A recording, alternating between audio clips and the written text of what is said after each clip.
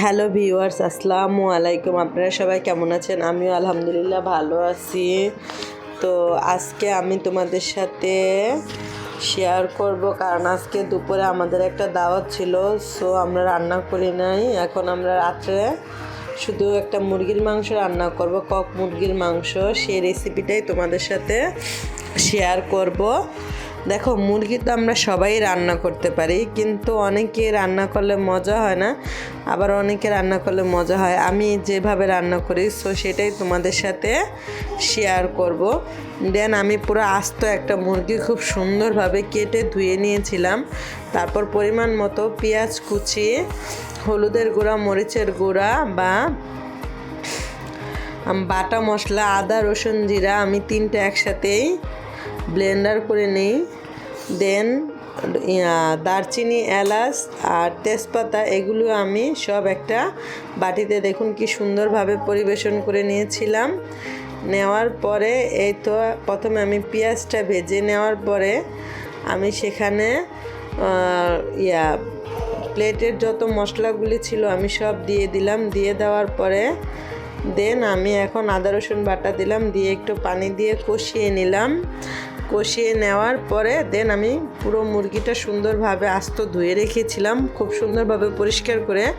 দেন এখন আমি মুরগিটা দিয়ে দিলাম চুলায়। এখন আমি কিছুক্ষণ কষিয়ে নিব সিদ্ধ হওয়ার জন্য।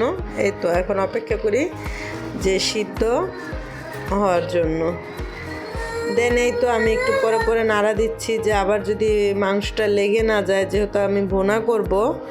দেন এই তো আজকে আমি একটু পরপর দেখতেছি আমার মাংসটা হচ্ছে কিনা, কারণ কক মুরগি সবাই এই রান্না করতে পারে, কিন্তু এক একজনের রান্নার টেস্ট এক এক রকম। আমি রান্না যদি সুন্দরভাবে কষিয়ে রান্না করা হয় তাহলে খুবই মজা লাগে।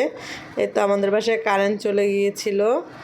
সো এই তো একটু অন্ধকারও, চুলায় আগুন থেকেই জ্বলতেছে, বাট আমাদের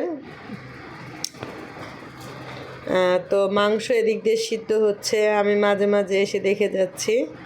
এই তো কড়াইয়ের ভিতরে মাংস। দেন এই তো কারেন্ট চলে আসলো। সো এখন আমি মাংসগুলি দেখব যে আমার মাংসগুলি সিদ্ধ হচ্ছে কিনা। আমি একটু পরপরই নাড়াচাড়া দিয়ে গেছি, দেখি যে সিদ্ধ হয়েছে কিনা। দেন এই তো পারফেক্ট যে ভুনাটা সেটা সবাই করতে পারে না, মানে সবার হাতে মজা লাগে না, কিন্তু আমি চেষ্টা করি এবং আমার হাতে অনেকেই বলে যে আমার রান্নাটা খুবই বেস্ট হয়। দেন এখন আমি দেখব, এই তো ঝোলটা প্রায় টানিয়ে ফেলেছি, উপর দিয়ে দেখা যাচ্ছে। সো একটু পরে আমরা দেখব যে আমার তরকারিটা কেমন হয়েছে। দেন এই তো তরকারিটা প্রায় মাখানো মাখানো হয়েছে। দেন আমি একটা বাটিতে সার্ভ করলাম এবং তোমাদের সাথে শেয়ার করলাম যে আমার তরকারিটা কেমন হয়েছে। তোমরাও প্লিজ কমেন্ট করে জানাবে।